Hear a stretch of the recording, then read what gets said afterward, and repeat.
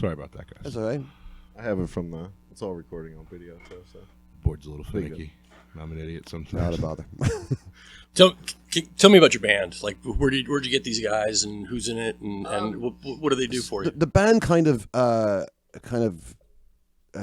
came together kind of organically. I was in a band called Patrick's Head for a number of years, and we were signed and dropped a couple of times. But there was this one label that brought us down to Nashville to make a record, and it was a disaster. I hated it. I didn't like the sound we were getting. They were using session guys, and it was just it just didn't feel right. It just felt very glossy, and I've heard that about Nashville production, how it's like it's a certain thing, and it's very similar. quick, and I didn't like it, and we came back up to Philly, and we were sort of trying to mix what we had, and it just there was no way of getting away from what it was, and I wanted to just re-record it with our guys, just do it in Philly, because Patrick said we were a solid band, but the one thing we always had was our albums had like a lot of heart, and this didn't feel like it had any heart. Mm-hmm. So the upshot of it was I pulled out of the project, and kind of thought that the label would go, okay, all right, we'll give in, but they didn't, and I didn't. And what label were you dealing with? It was they were called. I don't want to even. Right. Yeah. I don't even. I'm curious about these things, but I understand. But it was. I came back and I started just demoing some songs I had written or was writing, and I took them to my buddy Andy Keenan, who I met through. Well, actually, was playing with CB Radio as well, and Andy loved the stuff, and he's like, let's make a record. So the idea was really just, I'm just going to make a record for me. I'm not going to think about trying to sell it to a label, or all that stuff had gone out the window for me, And we made this album After the Wake, which was 10 years ago now, and the album came out great, and the band sort of formed around the album. Maud Dwyer plays fiddle and cello with me, but I brought her in originally as a cellist. I only knew her as a cellist, and I kind of had this idea of cello mixing with some traditional Irish instruments, and After the Wake was probably my most Irish music influenced album, even though there's certainly a lot of sort of Dylan and American folk influence as well. The band kind of formed sort of from there. Once I'd recorded those songs, I wanted to just get out and play them anywhere. So I just booked gigs everywhere. Monday nights, Tuesday nights, we just played all over. And I was still teaching at the time, but it was still the intention wasn't to try and make this album big. We did a show at World Cafe Live. An album release show in the smaller room, and it sold out, which was great. And we just sort of kept doing those, kept playing sort of these smaller rooms, and it started to get bigger, and then some things started clicking. We got a couple of songs on a couple of soundtracks and on a TV show back in the UK, and that was when I realized something's happening by doing it that way, and sort of finding an authentic voice again. It was being well received, so the band started just sort of coming together, Mm-hmm. And there's been plenty of changes because people move on. Sometimes people have moved on and come back, but we carried on, and I was still teaching full time. Like, talking about your commuting in Philadelphia, I was teaching in Norristown, and so I had to be there at like 7 a.m. Yeah, no way.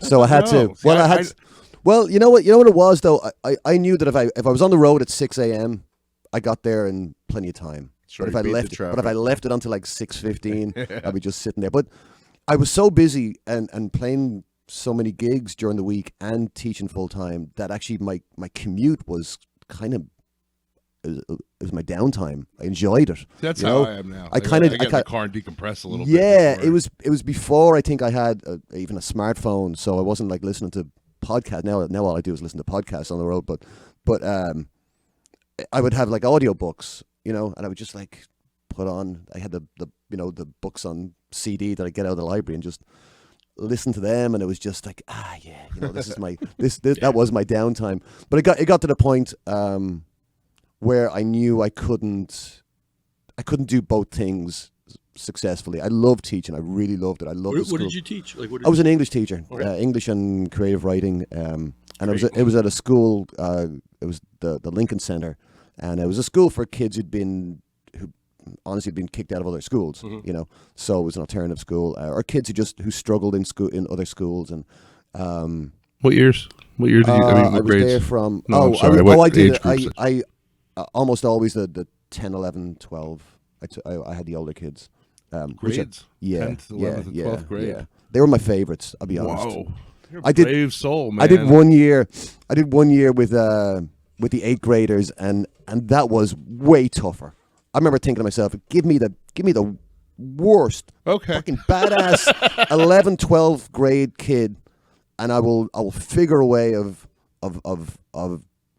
either reaching them or managing them, or doing something. The creativity, is that what got Yeah. him? I mean, in the end, we did a lot of cool stuff, and the great thing about the school was, we had to cover certain things. I mean, you had to, because they were coming from other school districts, so they needed certain things sort of covered, but we could get really creative in how we would cover them. So it was I got to pick the books that I wanted to read with them. So I used to spend my summers just reading a lot of young adult literature and finding the books that would really reach them. And honestly, there was a lot of those books. There's no way I could have taught at like a regular school, sure.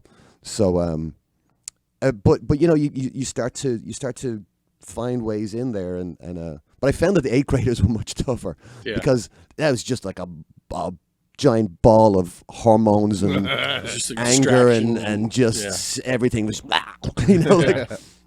whereas the older kids, if they were still coming to school at 16, 17, 18, there was something there that you could tap into, I mean, after 16, they can just say, "No, I'm not." Yeah, more or less. Yeah, and a lot of them did. I mean, they were street kids. They were doing their things, But I also used to teach a math class. I taught the algebra class there too, because at the interview I told them I could. So let me just rewind here a minute. That's funny. This was your. I mean, you went to school. Where'd you go to school? Where'd you graduate college? From Acadia University in Glenside. Glenside. Yeah. Oh, okay. So you were educated over here. Well, I actually had a degree from back home too, but which I was able to transfer a lot of stuff. You're teaching. I wasn't teaching back home. No, it was in sort of more like engineering kind of. I'm just. Oh.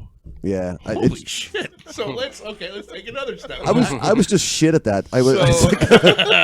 I became a good exam passer in Ireland. It was just, and the Irish college system is great. Like everyone gets to go pretty much for free, so long as you have to basically, everyone does a big set of final exams at the end of high school. So your last year in high school in Ireland is the busiest, most stress-filled year. It's funny over here that it's the whole senioritis thing, like everyone's just, you're dialing it in.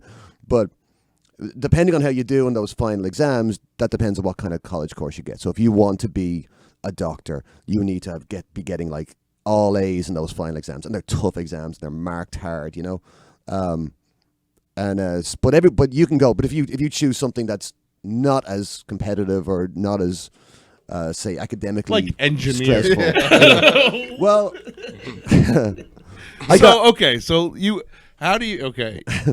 You'll probably get there, but I need to know. You graduate in Ireland with some sort of variation of engineering under your belt, yeah, and then you come over here to the States, and you're an engineer from Ireland, and you decide that you want to teach English school or English class to kids in Norristown, Pennsylvania. How does somebody in Ireland get to that point? There's a few years of a gap there. Bro, I got a few years. My 20s are my few years. I didn't go from Ireland to fucking Norristown. I can tell you that much. It was. I barely made it across Berks County. I'm still in Muhlenberg Township. You had a hard time coming downstairs today. This is true. Every Sunday. Saturday. when I first came over here, I was doing I was working restaurant work and stuff for I was illegal when I first came. Don't think any bones about it. I'm legal now, so they can't throw me out. Sure. But it was I did restaurant work and I did that sort of full time for 2 or 3 years, and I was into that because it was something I always did back home while I was in college, and I liked. Were you doing music while you were? I mean, this whole time were you playing? Yeah, it was creeping in. It was not a thing that I was doing when I was a kid so much. It didn't happen until really I came here. It was I was a soccer player. That was all I wanted to do. So, but when I was doing some work They call here. it football. They call it football. They not that throwy catchy game. What's that? So they was doing that for a few years, and I realized that it was going nowhere. I needed to do something else. Now in Ireland with the college thing, I was saying it's great that people get to go for free, but at the beginning of that 4 years or 3 years or 5, however long you spend in college, you have to decide what you're going to do, and there's no changing as you go along. So when you decide electronic engineering, that's it. Your classes are so lined you're out. drunk one night at a party, and you're like, you know Well- what, I'm going to be an electrical engineer, and then a year later, you're drunk at that same party. You're like, man, You know what I hate? this was really stupid. Yeah, and so I kind of thought the same thing. It would be the same thing here, and it was, and I got chatting with. The place I was working at was near Community College in Philadelphia, there in Spring Garden Street, and Shit, you can do anything here. so what they said is, well, you can just go in and just start taking some classes, So I did, and I went in there and I transferred all of because of the way college is done back home. I'd never done English 101. There was a lot of stuff like that I'd never done. So I had to go in and do those. Right. So I just said, let me just go to community college and do those, and it's cheap, and and I live right near the college, and they all my math and science stuff, that was all covered, and language classes, and they were all covered, but there was humanities and English things I had to take, and I started taking those, and I randomly just picked some classes that I thought would be interesting, and one of them was a psychology class, Psych 101, and it's fascinating, it is. Within 3 weeks, you're analyzing all your friends because you're an expert. It's oh well, daddy issues. It's and then Guys getting yeah, through their eyeballs. Yeah, exactly, brilliant stuff. That's the only thing I remember from Psych it's 101. brilliant.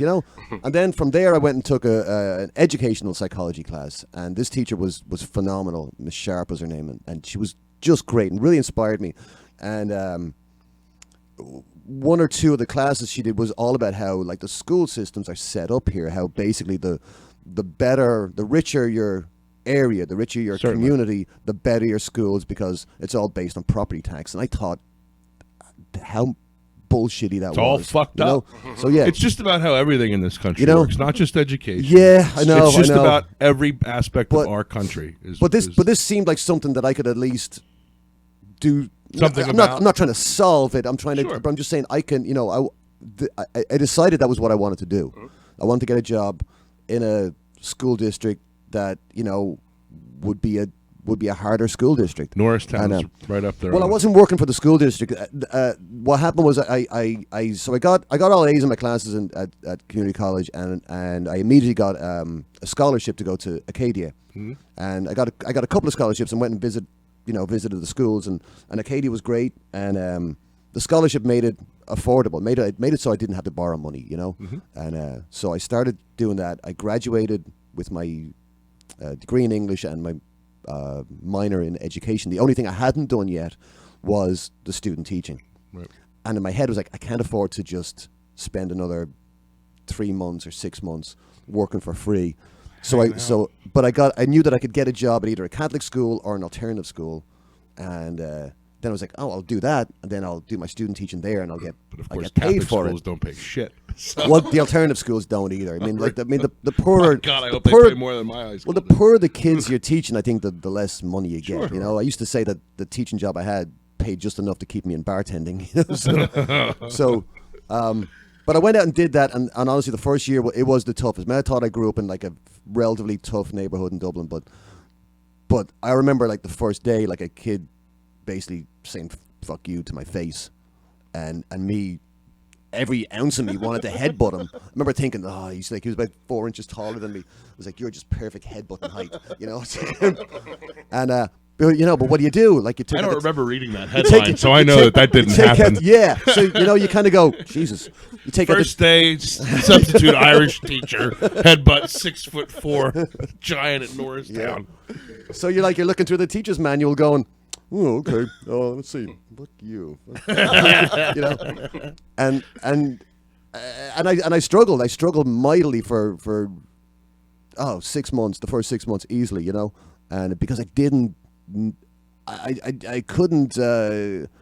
come to terms with it, and I wasn't good enough at being consistent in the classroom, and I wasn't good enough at asking for help. And I think I talked whenever I would talk to new teachers, I would say, ask for help, you know, but I didn't want to because you feel like it's a sign of weakness. If you go in on your first day and you're like, they're all mad, you know, it's like, someone help me. They somehow it's a reflection on you, and it took me a while to learn that we all had to sort of work together in this, you know, in when you're dealing with kids who do have anger issues or do have, learning disabilities, and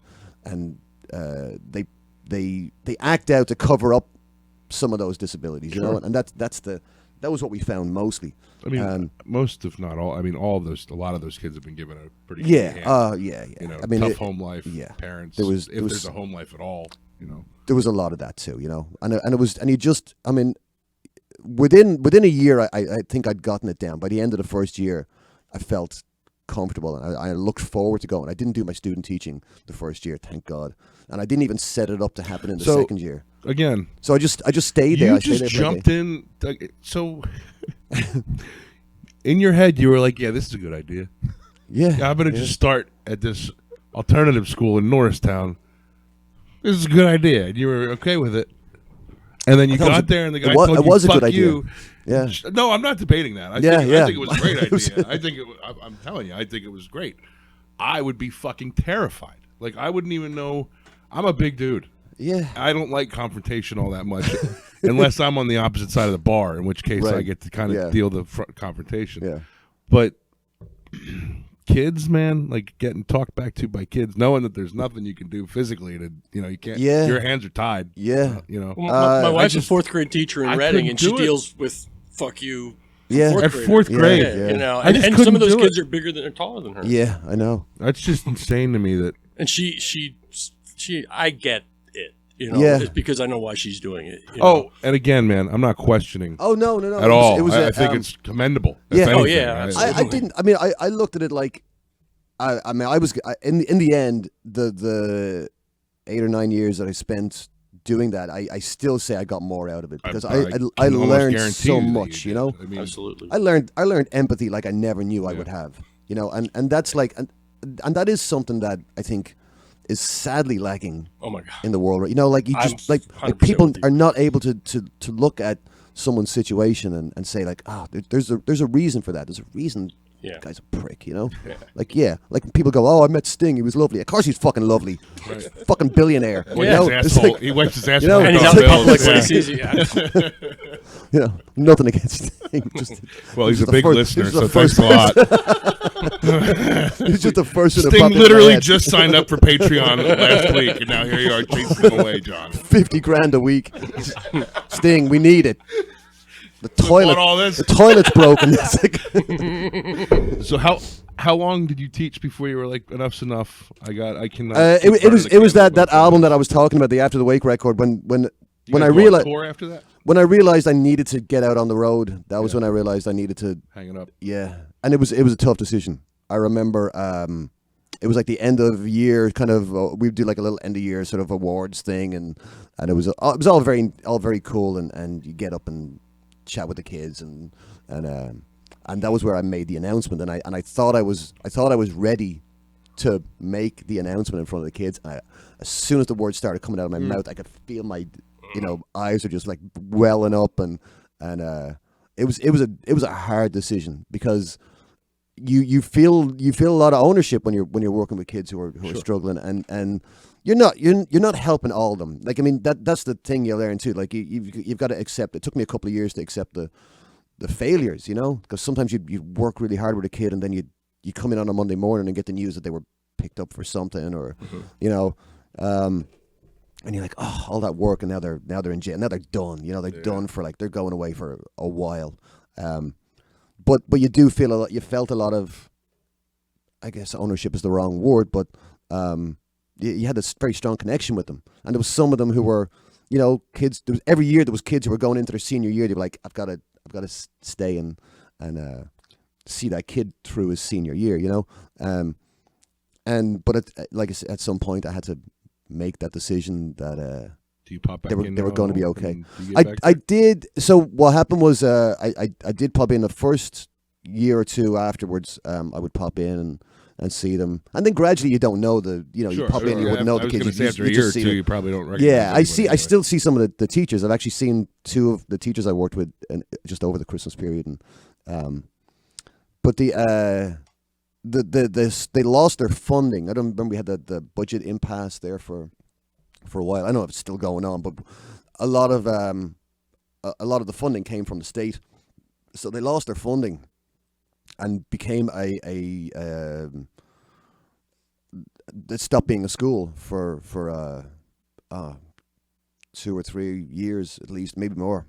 It is a school again now, which is great, and it's nice because I talk to some of the people there, and they always say whenever you want to come back, you know, just pop in. And Do you still how long does your teaching so that's degree or license? well, that's something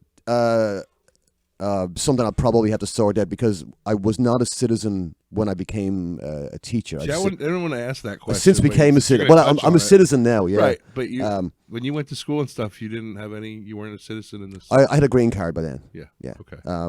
So you weren't illegally going. no, I wasn't illegal for all that long. For it was lucky. They did like an amnesty thing in the sort of mid to late 90s, and I was done being here illegally. It's no life, you know. Certainly not right now. Yeah, I mean it's still, it wasn't even then, you know. I remember I got mugged on South Street, and it's like, I can't go to the do police, anything. you know. So That's great. so I got the green card, and honestly the reason when you get your teaching cert, if you're not a citizen, you only get a temporary one. So it's 7 years. They basically give you 7 years to become a citizen. So I became a citizen literally to hold on to my full teaching cert, you know. I actually just got the thing in the mail. I have to, because you have to do your credits every couple of years. So Continuing education stuff. yeah, so I have to go and do that and catch up. So if I was to go back to teaching, I would have to definitely take a couple of classes probably, Sure. But I think there's enough demand for teachers that I could probably go in and get a job, and As long then as you don't want to get paid. so long as they gave me they would probably give me like a little bit of like yeah, time yeah. to get that stuff Sure. together. But most of it you can do online. The last time I actually had I broke my hip playing soccer a few years ago, like 5 years ago. And while I was during that downtime, I sat and just did all these online classes and took care of the next few years' work. Broken hip, bro. You can get a lot of school done in a broken hip. recovery. I did. You know what? I know what That's it a couple happened. It happened months, like right? it happened like a few months after I quit teaching. If it had happened like while I was teaching, I could have been sitting on my arse at home getting a paycheck. Yeah. But it was about 6 months after I decided to quit teaching and do music full time. Start messing around out in the pitch, huh? Yeah. Yeah, I was. That's what you get. Yeah, exactly. You know, it's a tough sport. That's what they say. So the whole time you were teaching, were you playing music at that time? Yeah, too? and it was getting busier and busier, and that was it was making it difficult, and once the After the Wake record started doing well, and I started building a fan base, I knew then that I had to give it one sort of last full-time go, and if I didn't, that I would regret it. You know, that I could live with like failure. I can live with, you know, being a failed musician or a failed someone who didn't make it, but I can't live with, you know, regretting that I didn't give it a full time go. You know, so everything goes into the albums, everything goes into the tours, the shows. You know, it's whether, you know, we played in a basement in New Jersey in Riverton last night for 30 people, and it was brilliant. And a week ago we played for 100. We played for like 150 people in the Locks and so on, or 100 people in the Locks and so on. And a week before that, I was part of a band that played for 1,000 people in the the Keswick, and so it was like you had to do all those things. And we'll hit the road and go out to the Midwest, and we'll play in Nebraska for 20 people, or we play in Denver for 100 people, and you just keep going, you keep doing the loops, and you keep playing. And as long as you have a room full of people that want to be there, want to exactly take it, yeah, it's happening. I'm kind of done with keep doing it. And yeah. I'm kind of done with I don't love doing like bar gigs. We do a fair few of them because it's a way of keeping the band paid too, and it also helps us work out songs. I mean, I'm not. When I write some new stuff, I don't hide it until the album comes out. Like we start playing it right away because sometimes the arrangements will happen kind of organically on a weird stage in the corner of a bar somewhere, and that's a cool thing. But it was I knew like most of my days are spent like just online, like booking stuff. And you do all your own booking? More or less, yeah. Wow, that's like I've had job in itself. I've had agencies here and there, but I never really found one who wanted to work as hard as I wanted to work, Fair so enough, yeah. like I would go to an agent and go, we play between 150 and 200 gigs a year, Holy shit. So to me, anytime I've gone to an agency, I say that's what we want. If you can make that happen, you're going to make money, and you're taking a whole lot of stress and heartache away from me, and it's easier for someone else to go like, hey, I've got this band, John Byrne Band, gonna be huge, whereas me having to go and tell you, hey, yeah, I'm brilliant, you should hire me, having someone else say that is easier. Is it harder to find gigs being like an all original Irish musician too? Like it's harder to find. And we do Irish pub gigs. I mean, we do a Pogues tribute thing that. Do you do like the traditional? Yeah, I do some of those. Only the ones I like doing though. I don't like. There's songs I won't do. You know what I mean? Like I've read something. A lot of people, when they think Irish music, it's like drinking music. But you're not really into that, right? You don't. We do some, but there's so much great stuff. If you dig in. Well, so here's. Like I'll do Whiskey in the Jar if you want me to. Sure. But what, in the right place. I was in this place and we stayed. I mean, we were down 3 hours outside of Dublin, so it was a hike from Dublin. When we were so you're in the ocean. Well, we were and you were 3 hours southwest of Dublin. So you were way away. You were like Kerry, Turles. Yeah, oh wow, yeah. We were took it 3 hours. Well, the bus. I don't know. I wasn't paying much attention. You were probably hammered drunk. So this is great. This is a great time. It was actually really neat. Yeah. But we stayed there and we found a small bar.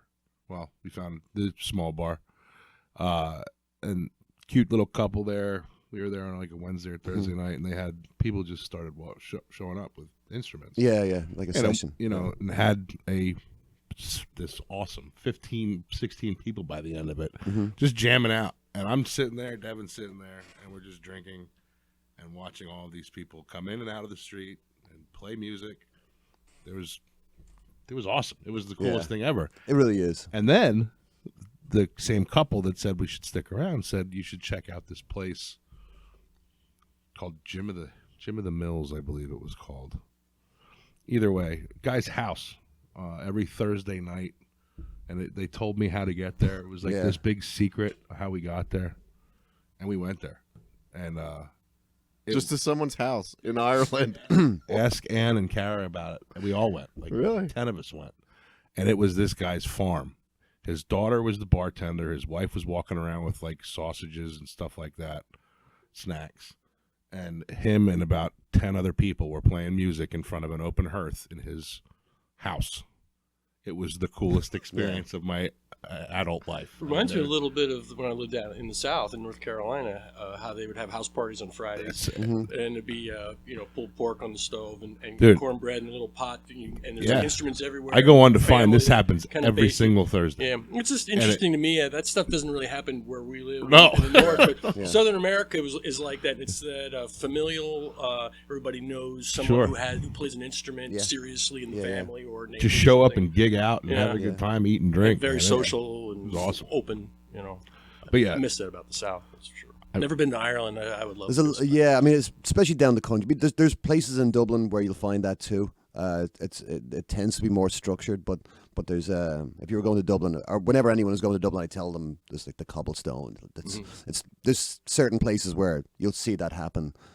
Like Cobblestone Bar, you walk in and there's a whole like area, and it just says reserved for musicians, and that's it. And you don't sit there unless you've got fiddle or a guitar or you can sing. Yeah. Usually it's the other way around. Yeah, just not allowed there. That's awesome, man.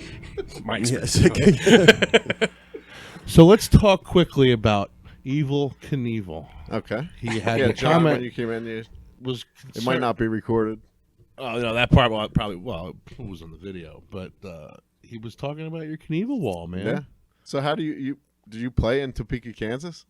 Is that no, we've never been. But Everybody knows about I'm the currently museum. I'm currently booking. We play in we always play in Kansas City, and we play in like north of there. We play in Lincoln, Nebraska, Nebraska City, and Grand Island, Nebraska. They're like our three stops there, and then we shoot across to Colorado and Denver and sort of those towns, along the east coast. Out of all those places, the only thing anybody is talking about is the Evel Knievel Museum. So I've been to most of those places. So I was booking. I was like booking a run that would take us south through into Texas and New Mexico, and it'll be probably like around this time next year, and. So I was like looking up these towns, and you start to, you get to know your U.S. geography very well when you're booking tours, because you've got to figure where, how far away everything is, and all that kind of stuff, and whether you can make it backtrack zigzagging your way across. Pittsburgh's the same state as Philly. Exactly right. Like, we'll do an afternoon show in Philly, and then we'll do it. That was where I guess I clicked on Topeka, and I was like, oh, there's an Evel Knievel museum. When I was a kid, I was a moderately obsessed with Evel Knievel for a little while. Most people who are obsessed with Evel Knievel are kids or were children. However, I think I would if we happen to be in that part of the country, I think so long as we would travel in one van, so I'd have to convince at least one or two other band members. It's definitely a cool place. I've been there Lathan. Here you go, Lathan. I've been there 4 times, and I'm now friends with the owner of the museum. Oh, nice. Yeah. 2 years. I've been there 4 times, and the owner of the museum had a replica costume sent to you. Yep. Handmade and sent to you. Yep. Wow. Where's that? Why is that not He here? wore it for Halloween. Yeah. And probably a week later, probably wore it every day for a week after Halloween. Had to burn it. For all I know, he still wears it every night to bed. I don't know. But you can't wear an Evel Knievel like outfit when it starts to get all like grungy and yellow. It's got to be like pristine white. It's been in the closet since Halloween. It needs a lot of work because it was like I said, it was extra big. It was free on me. It was. Yeah, it was. It was free because you're the only person talking about the Evel Knievel Museum. I had Evel Knievel's Grand Canyon cycle. That was like my. Do you remember have you seen the things where you wind up the red thing? Dude, come on. Yeah. I actually had one of those got too. it. Since my first visit to the Evel Knievel Museum, I've probably spent close to $1,000, if not more, on toys that you paint. Evel Toys Knievel. that were made 30 years ago that you paint. Longer than that. Oh, it's so frustrating. I wonder why he kind of like him, but he's the guy was insane. I mean, like when you like actually dig in, and I think I randomly, when I was looking up the Evel Knievel Museum, of course the first thing I did was like you sort of remember some stuff about him and this and that, and they're like, well, Wikipedia, and then you just start scrolling through and like, Casey actually authors that page. I was wondering why you were mentioned so often. As Evel said to his good friend Casey, I don't know if I can make this, man. Casey was like, you can make it, Evel. I wasn't even alive yet. Casey, if I don't make it, I want you to know. This is the only real Kane. I want you to know that. But there's I guess there's still people doing that. So they have a 4D VR bike ride, which got old Evil Jr. into the whole thing. Oh yeah. Yeah, So- at the end of the museum, there's one of like a replica motorcycle, and this guy Doug Danger that we actually talked to on the podcast, he put like a 4D helmet on and jumped over, I forget how many cars, 13 cars or something. Yeah, that. Wow. And you actually sit on the bike, and there's like wind blowing on you. Latham. And It's just Latham. And it's pretty crazy. Like I'm sitting there and I'm going like this, and the guy's like, "You don't have to move," But it feels like you're riding a motorcycle, like it was crazy, pretty crazy. Pretty crazy. Cool. Go to the Evil Knievel Museum, Topeka, Kansas. 4 times in 2 years. Really good barbecue sauce there too at the. Oh yeah. Evil at the, Knievel Is it like barbecue. Evil Knievel barbecue sauce? No, it's called Ray's. It's at Harry's. It's in the Harley dealership there that the museum's at. The first time we toured through Kansas, this was maybe 2012 or 13, and we'd stop for gas along the way, and you'd stop in like a gas station, and there'd be all this like Wizard of Oz stuff. I remember like looking, going, fucking weird, like Wizard of Oz, and it took like 3 gas stops for me to go, Kansas. They don't have much there. They gotta go And with what they my wife's have. name is Dorothy. She's the only person under 90 named Dorothy still. So I have an Aunt Dot. so- Dorothy. yeah. we're So it's I was like, well, I guess She's not that's- 90 either. She's like, I don't know. She's probably 30, 29 or 30, I think she is. Oh wow. She's actually not 29 or 30, but she's a listener and my aunt, and I'd rather her keep listening. Hi, Love you, Dorothy. Aunt Dot. So, I'm sorry. I have some- I thought you were still talking about Evil. Oh yeah, are we done with that? I have some Never. touring questions. Oh, sure. 'Cause I met my wife I was in the back seat of a van of 6 band members and two helpers, and she was a singer. And over 2 years of like 200 dates a year, we eventually quit the band and got married. Yeah. So how many people in the van? You said it's one van? Yeah. So when we do most of our touring as an acoustic 4-piece. Okay. We do some of it depending on if I book like a big festival that would be a full band thing. Then we'll actually just bring a second vehicle. Okay. So instruments, you don't pull a trailer. No, we're able to put everything we need. So the size of venues that we would need to bring our own sound for, we can fit the PA that I use. great. It fits in there along with all the instruments and 4 people and all that stuff. Like it fits perfectly. It's just a minivan, but a friend of mine had one and he loaned it to me, so I took it down to my house and I just loaded all my gear into it and was like, it fits, and so I bought one of those. So you own your van, you don't rent. Yeah, which is we another own it, thing. yeah. And back when we did this a while ago, Red Roof Inn was like our thing. Like, how do you plan this? You're doing this a long time, so Yeah. it's got to be on some level easy, like or comfortable at least.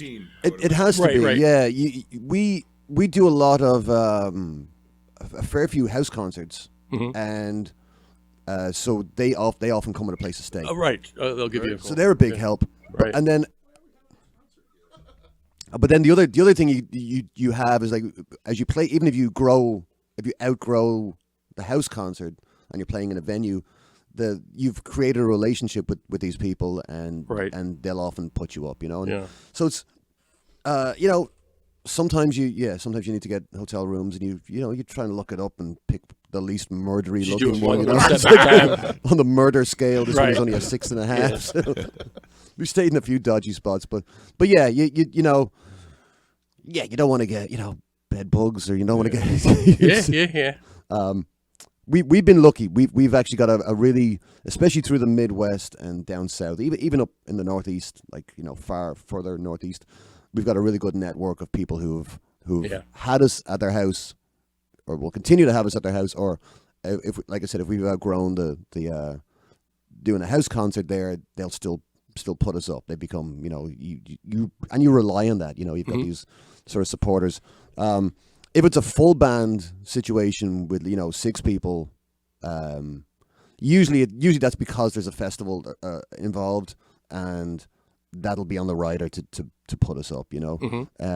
if we end up needing the hotel rooms for an extra night or two, then we'll fork out. You know, you try and build it into the cost of right. touring and Like your Snapples. Exactly. Yeah, just like the Snapples.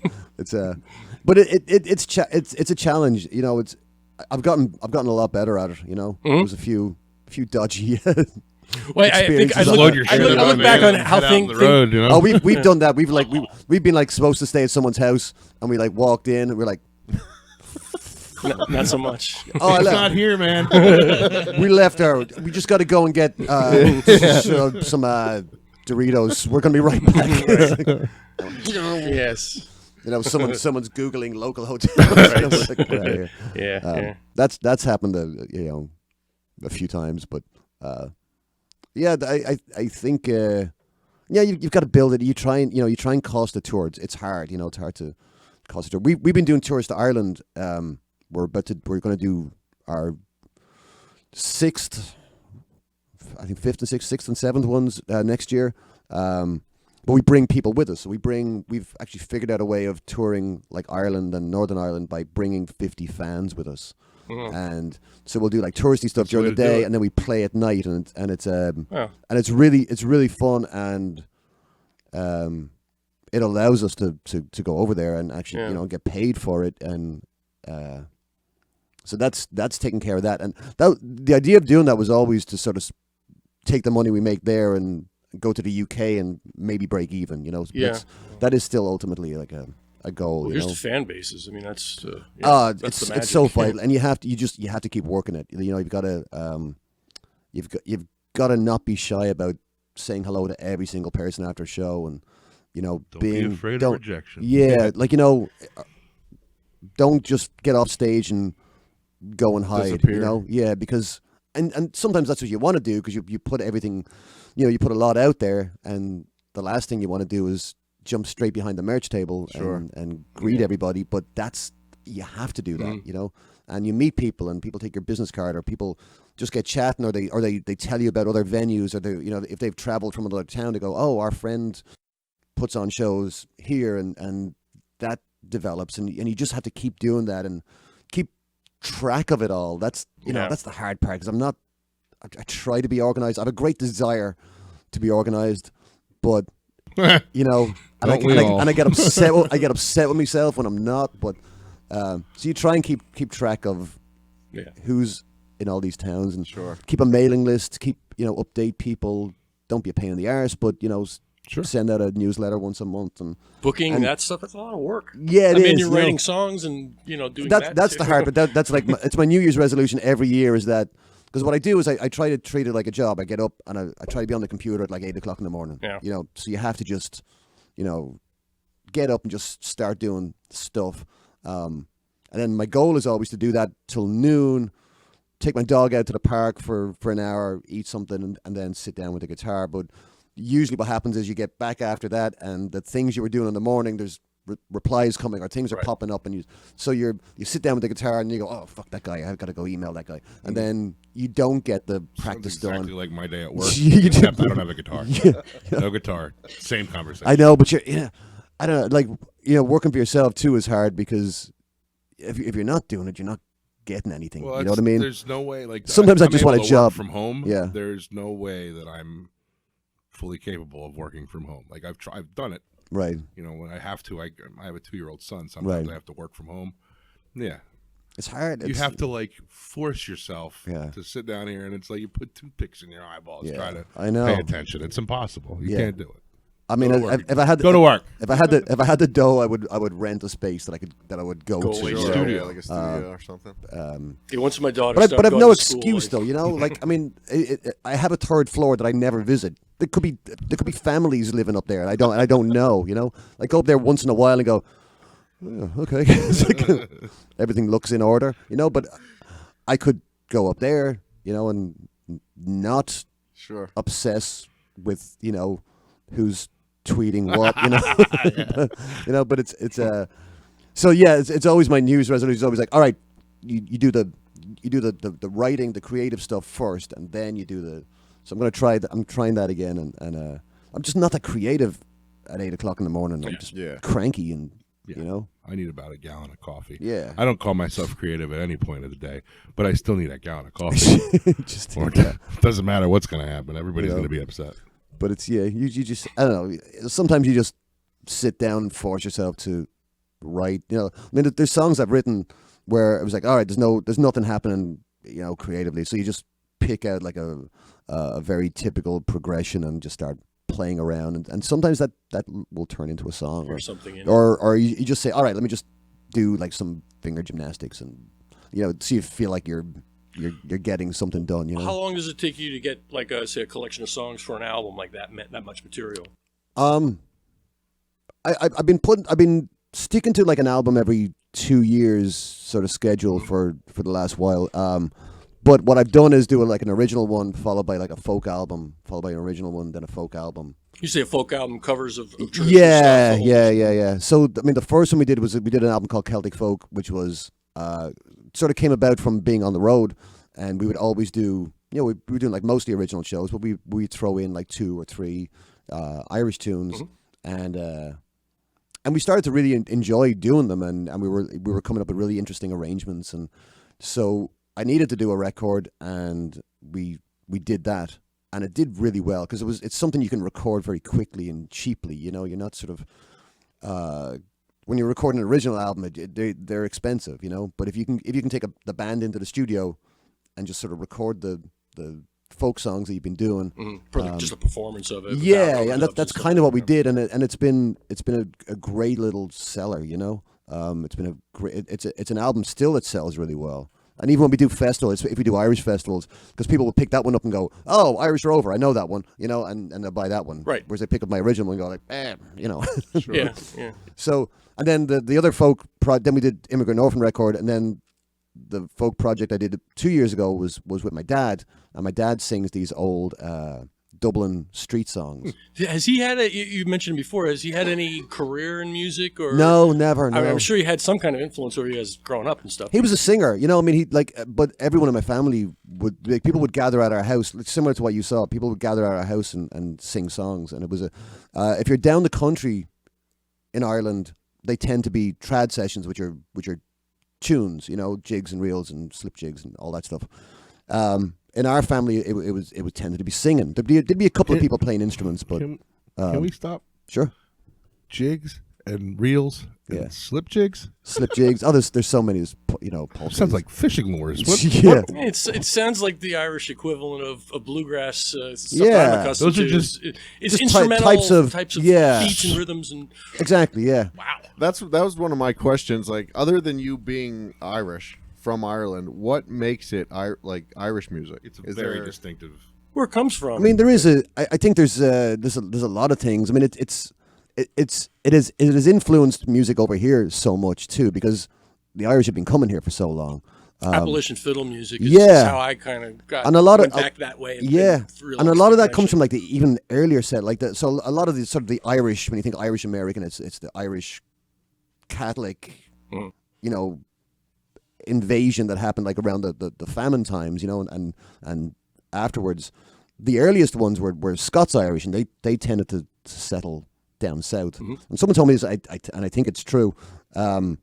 Like the word hillbilly comes from like the original Irish that came were Protestant, and they were known as Billy Boys, and so the Billy Boys, the Irish Protestants that would settle down south, would end up like working in, you know, they were very skilled miners, and so they would end up like living in the hills of West Virginia and Kentucky, and they became known as the hillbillies. Yeah. I had never heard that story, Yeah, and I've read some stories about the origins of hillbilly too. It's very interesting.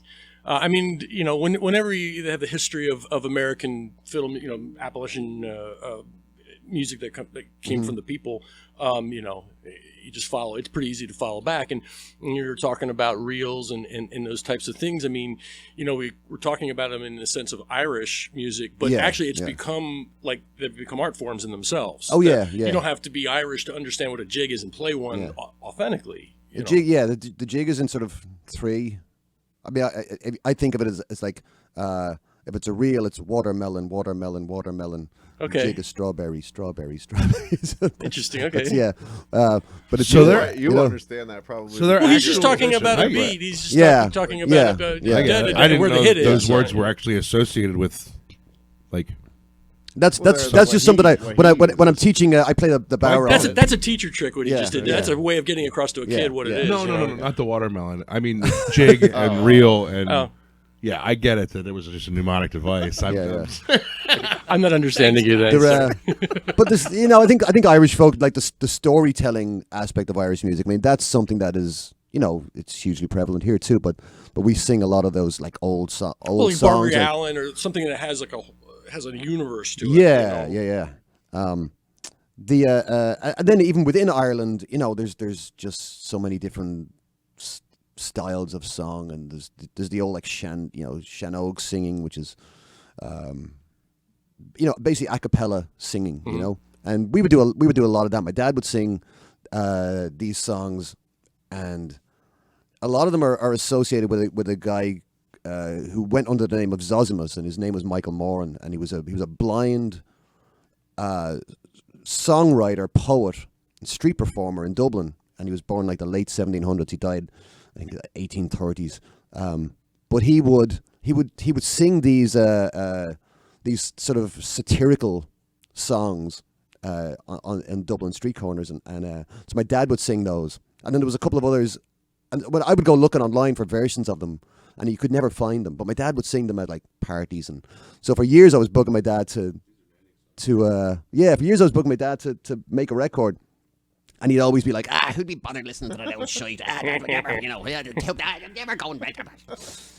And then Father impression. with his lung condition, I kind of was like, we need to do this, and I was talking to my brother about it, and convincing him to do it, and because I wanted him to do it, and I wanted him to enjoy the experience. And I think as well, I mean, I'm in my 40s, but there's still that thing of like, I want to show my dad like what I can do. I know how to make records. I've made a bunch of albums. I know the process, and I can put this together, And so there's sort of that point of pride that you never really lose. I don't think, that you want to be able to show. You want your work ethic to have some credibility. Yeah, for so dad because we went in and we put down like 9 songs, and we did it in 3 days, and they were short days. There was like I think two 6-hour days, and I think we did one like 8-hour day. You rehearse for that, or you just have it down? Not really, no. Like the idea what you want to do. We had the idea. I knew what I wanted to do. My brother plays in a band back home called Homebrew, and they're great. They're very, very talented guys he plays with.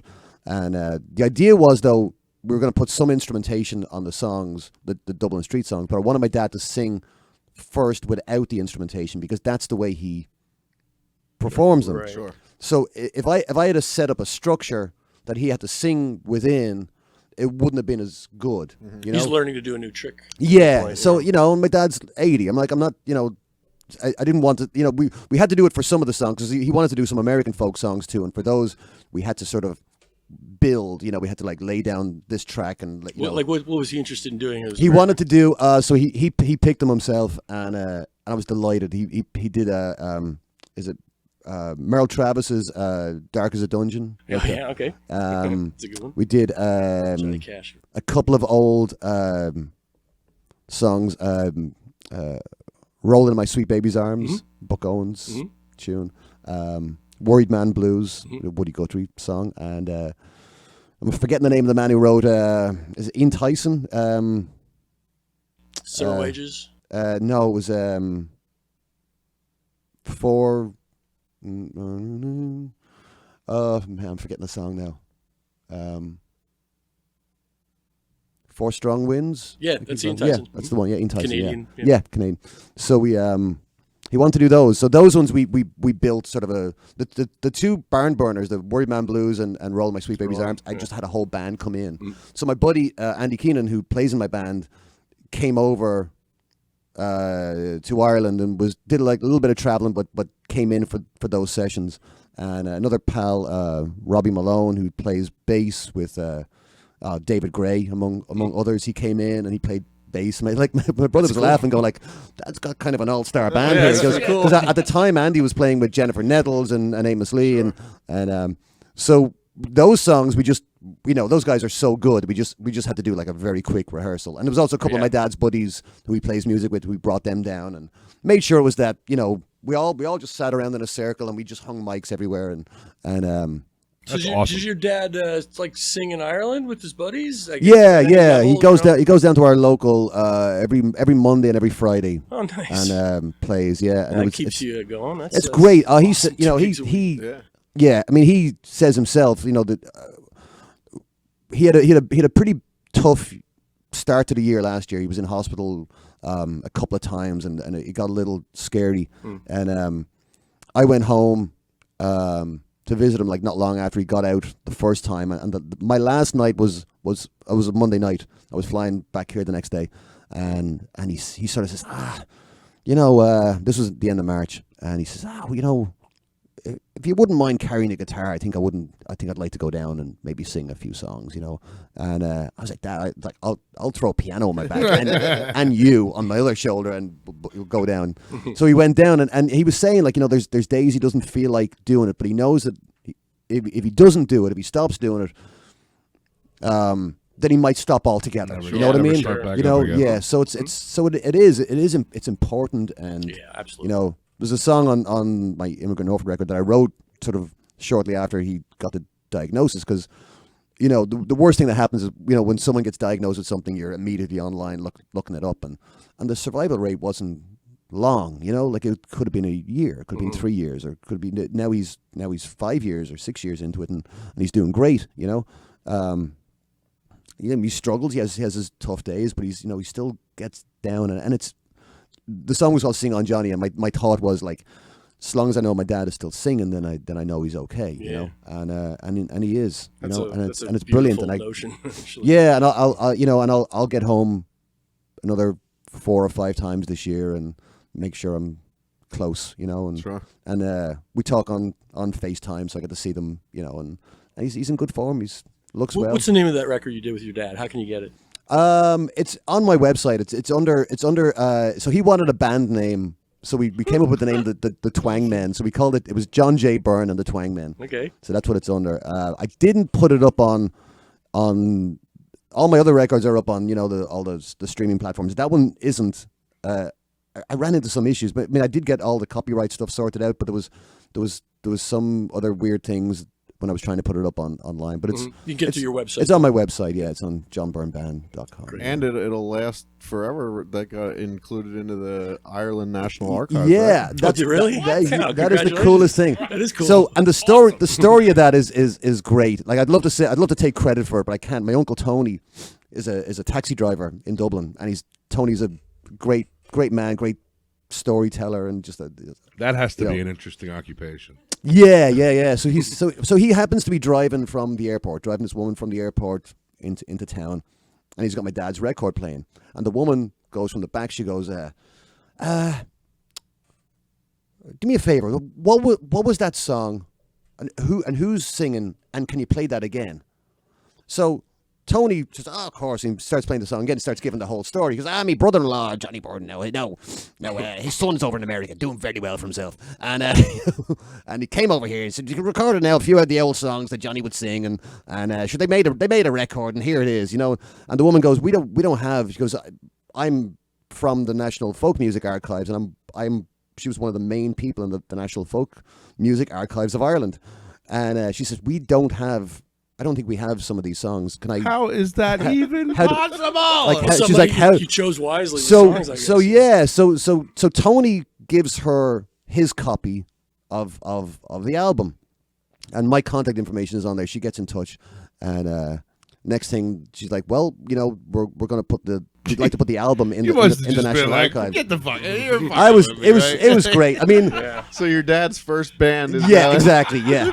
And that was like I'm like busy working on like my 13th record, and it's like my dad makes one. He's like, Jesus, the national spotlight. Wasn't even that hard.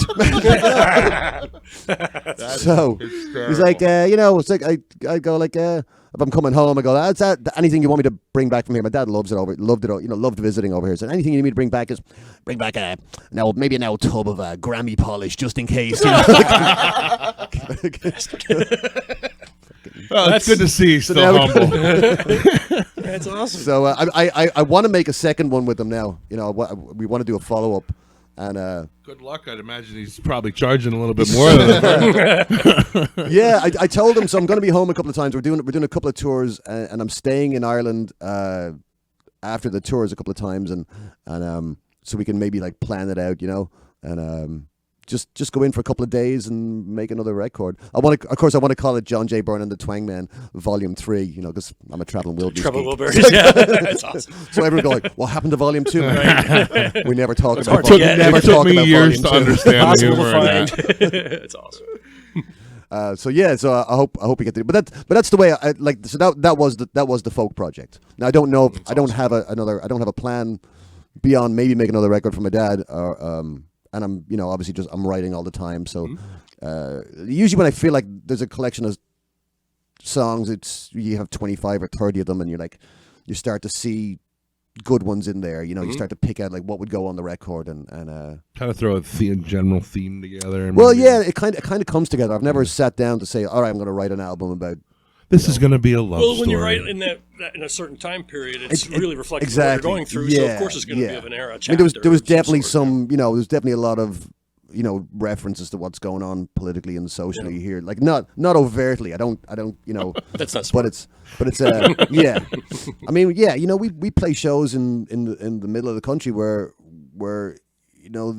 the views of the people on stage and the views of the people in the audience will be vastly different. But we're joined by music. We're joined by music that's about relationships. It's about families. It's about love. It's about the stories. It's human stories. And that sort of connects it all. There's no sort of overt message in there beyond love one another. Like I mean that's all it is. And be kind and be kind. And Music can do that. that's universal. So it's even though there's if you listen close, there's some stuff in there where I might make reference to one side or another. But it's obviously going to be inspired by it because you're bombarded by it. Sure. So it's in your head. Anybody, Yeah. you're polarized by it one way or another anyway. Sure. And some of your albums have made the folk charts as well, right? Yeah, the new one is getting I mean it's on the Roots report chart. It's sort of stayed. It's been hovering between 20 and 30. It keeps going down. When it goes down a couple of spaces, I think, all right, it'll be done next week. But then it bounces back up. So it came in at 20, then it went down to 30, and it's sort of bounced around in the 20s for. So it's got like 7 weeks, which is longer than I expected. But And that just came out in October, right? it came out November 1st. Oh, okay. No. Yeah. And it was so it's hanging in there, hopefully it'll turn into some good shows next year. It'll turn in. I mean, the holy grail nowadays is get a placement, get on a show, get on. I was going to ask you that when you mentioned it earlier. How do they they contact you, say, hey, I heard this song, I'd like it to be like the beginning of NCIS? Yeah, I mean, I don't know. Like I have, I'm with a management company, and that's one of the things we talk about they is work on that. getting it into, it's hard. I mean, for as irrelevant as the labels are now in terms of record sales and everything, they're still they've figured out where they can make money still.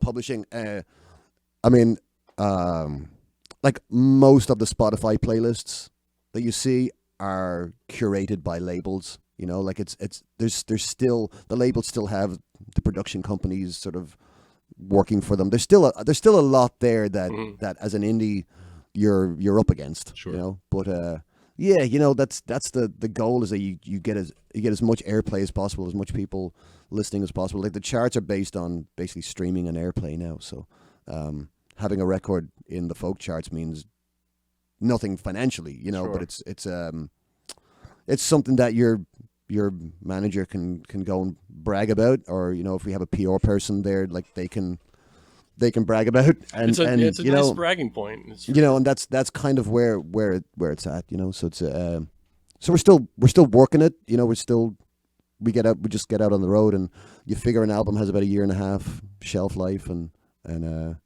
some committed for the next year and a half to hitting the road and playing as many shows as possible and do it all over again.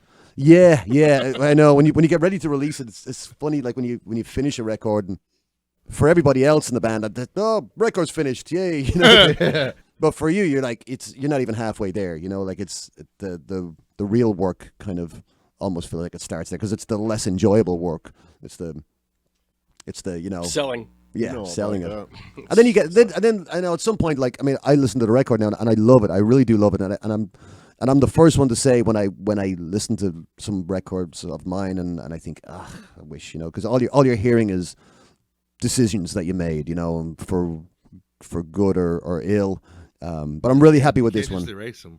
You can, it's there, you know. But shit, I wish I would have. But we take but we take our time, and you know, we kind of have the attitude of, you know, if you build it right, it'll last forever, you know. So we try and build them right, and then like, you know, you hope like if this new album does well, that it opens up your back catalog and sure, happy days, you know. But it's more about just you don't want to put a record out and then feel like you left anything on the table, you know, and that's really the main driving force of mine. It is what we leave behind. It's that fear of regret that makes me, it really pushes me more than anything else. Sure. Beyond the artistic side. The artistic side, it can't seep into that.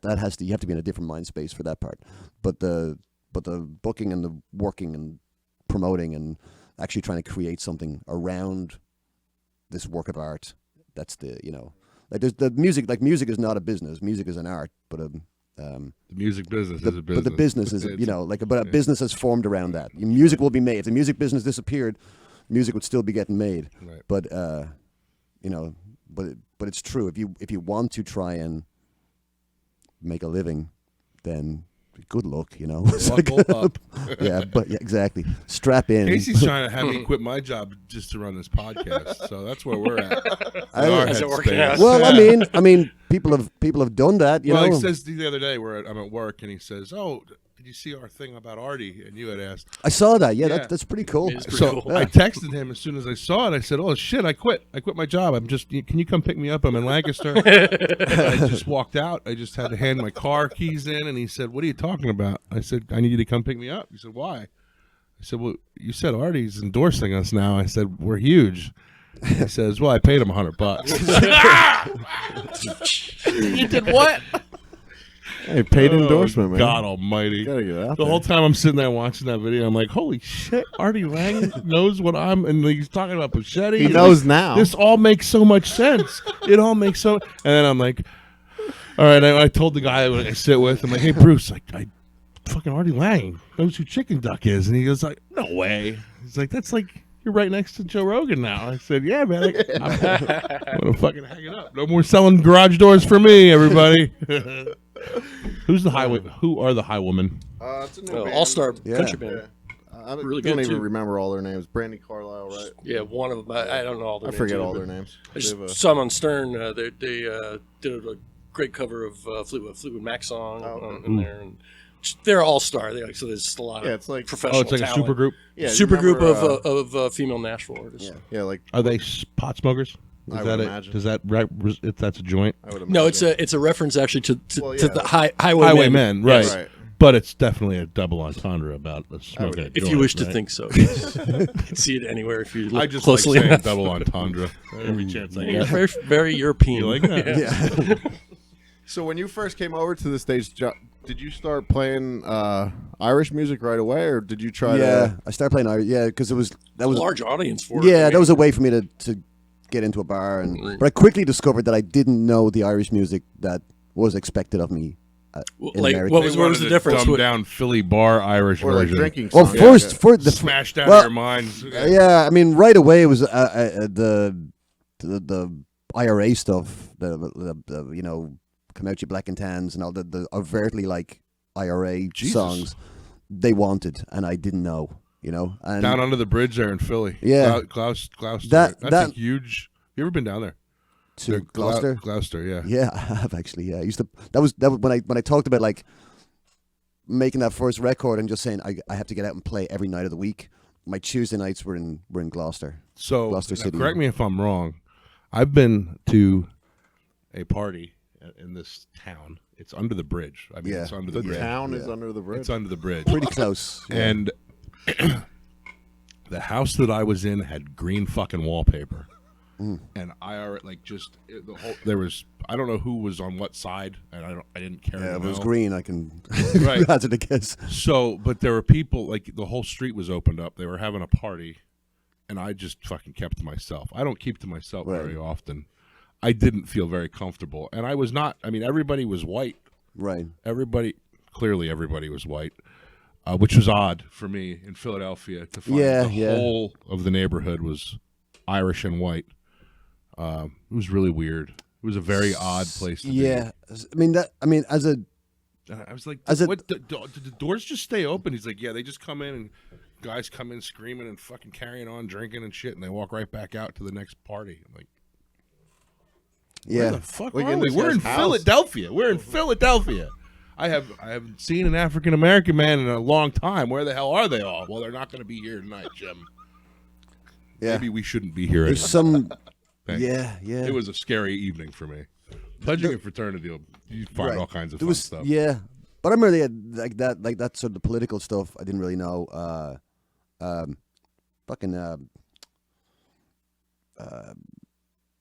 Green Alligators, the unicorn song.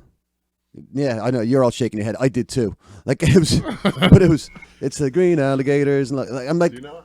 I know the song. yeah. About. That was they're like they couldn't believe I didn't know that one. Like and People I are was, requesting that song. Yeah, right away, and there was a dance that went to it and everything. They were like We covered it in a kids bluegrass show Yeah. we put together years ago. It's I a- actually had no idea. it's a the origin of that song. Shel Shel Silverstein. Silverstein wrote it. Yeah, you know, it was written by, And by people a in Jewish a guy from New York. You know? Bar in Philadelphia are asking you. Oh, all over. That was I wouldn't have they equated could it with not an Irish they song, I could guess. not believe I didn't know that that's one. a little And there was a few others that I just was, you know, Danny Boy. I'd never bothered my arse learning Danny Boy, you know, but and I only learned it. I volunteer sometimes for musicians on call, and so you go to like hospitals and you sing for patients, you know, and they were sending me to the VA hospice. This was 4 or 5 years ago, and I was thinking, all right, I'm going to learn. I'm going to learn Danny Boy and Irish Eyes Are Smiling, and I a was few just of gonna those. say somebody you know, had to ask Irish. which Eyes. is all like that's the I'd never learned like what that it's just Because to you me- probably don't do a whole lot of funerals back in, like we don't I sing. upstate fucking Yeah. Pennsylvania. Well, it's really the equivalent of like, this is songs that are beaten to death in American songs that Sure. you know. Yeah. But these are like old. These are like Yeah. old maudlin, just you know, like it's just it's actually a beautiful song when you sit down and learn it. You go, oh, it's so pretty the way it goes from that to the, you know, like, and it is a pretty song. And I just wanted to be able to go into like a VA hospice, and I swear to God, the first room. So basically, you have a guide, and someone goes in first and says, "Hey, we have, you know, it's John, who's a singer from Ireland, and would you like to hear a song?" And they say yes or no, and like you're not like walking into the room going, "Who's ready to rock?" You know. So you go in, and the first guy was a. Turn the fog machines down. Like the first guy was a red tail. He was a Tuskegee airman. Oh wow! So I walked in. I was like, and it's on his thing. You know, like at the VA hospice, they have your you know your branch of the military is on the front door, and I thought it was really cool because that movie had just come out about the red tails, and so I got chatting with him for a little bit, and I was like, "How's your song you'd like to hear?" And he goes, "When we were in the service, we had this Irish guy. He always sang a song called Danny Boy. Can you sing that?" I was like, "Of course." I acted like I'd known it all my life. You know, it's like, "Of course I know Danny Boy." I learned it that morning. You know, so, and played it, but you know that surprised me when I first came over. The songs I was singing, we were, you know, our family, we were listening to a lot of the Dubliners, so these were, you know, to me were great songs. Or, you know, they were dirty and funny and you know, powerful songs that I always felt the Dubliners chose very well, and the Dubliners never got like overtly into the political stuff. They would sing some older songs about like, you know, 1916 maybe or that kind of stuff. So I knew some of those, but I quickly discovered I wasn't what necessarily the Irish American audience in Philadelphia wanted. Well, you know, in and your defense, and I lost my shit on stage one time at a place, and I walked off. I can only imagine Why? What happened? Oh, they wanted that Celtic symphony, that "Ooh Ah Up the Ra" song. It's popular in Philly because there's a band called Blackthorn and I know those guys. They're great. They were very popular, and they definitely like hit the market at the right time and sang the right songs. Huge down at the Jersey Shore. Oh yeah, and huge in Philly, and I mean huge all over. We just played a festival in Florida last year, and the guy was like, "Hey, we used to bring Blackthorn down here, you know." Which made me realize that I didn't charge them nearly enough to bring me down. But they you know, so that song was huge, and someone asked for it. I'm like, I don't know that one, but you know, I was prepared to sing like "The Foggy Dew," which is about the 1916 Rising, you know. So I started singing it, but they started chanting the song, the whole crowd. So I just stopped, and I called them a bunch of fucking assholes, and I said, you can't be Irish. I said, you can't be Irish in this room because I'm here. And I blow your fucking cover. And I unplugged my guitar. And I left. And I thought I was going to get killed. I remember like walking out going like a glass, like something like a brick or a glass is going to hit me, you know? Christ. And luckily I hadn't brought a PA. It wasn't all I brought was my get guitar. your guitar, get the hell out of there. And I walked out the door. And I was shaking like a leaf. And I swore then I would never play Irish music over here again, you know? And it wasn't until then I formed a band. I formed Patrick's Head, and we were not an Irish band, despite the name. And we were sort of this like folk punk kind of thing. We were inspired by the likes of the Pogues and some of the older like the Pogues, and it was like Pogues, Sex Pistols, Clash, kind of combined with sort of like Townes Van Zandt and like sort of sensibilities, and it was this mesh of like, you know, two main songwriters and then a third guy who would sort of bring a song or two to each record. But but we ended up making an Irish album because again you sort of you fall into like playing a gig and you're like, oh, we can do Dirty Old Town, or we can do, you know, and then the crowd next thing you're back to Danny Boy. The crowd goes mad. But what we did, I think, because it sort of emerged from the band, we were able to control it more, and we were, you know, it wasn't expected of us to sort of show up and play a bunch of Irish songs. Mm-hmm. We were you know, we were an entity unto itself that